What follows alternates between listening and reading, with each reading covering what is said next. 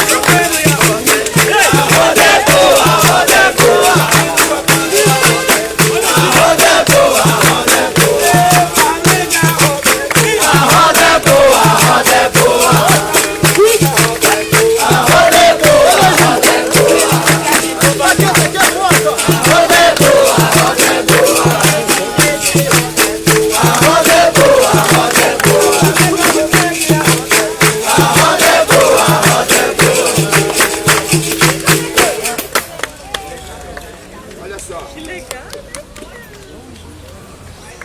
Deixa eu só deixar uma mensagem aqui para vocês, principalmente o pessoal mais novo, graduado, né? Então aí, não me pegue mal, eu estou aqui como mestre, eu gosto sempre de ajudar, eu espero que a minha mensagem não seja interpretada de uma outra maneira. Quando vocês vierem para cá, porque aqui nós estamos num evento pequeno, tem poucos mestres aqui, às vezes a gente quer jogar, quer brincar, mas tem que passar o berimbau. E essa é a oportunidade que vocês têm de se exercitar, até se desinibir, de tocar em público, de cantar em público, porque de repente numa roda onde tem vários grupos, grandes mestres, fica difícil até para você jogar, quanto mais tocar. Então eu quero dizer para vocês, chega aqui, mas com a cara viva. Se incorpora, canta, brinca, toca com vontade. Eu, em determinado momento, parecia que eu estava na Hungria. Na Hungria até eu aceito. Os caras vêm aqui, dormem, aquela cara que já morreu, entendeu? Mas não é culpa deles, não.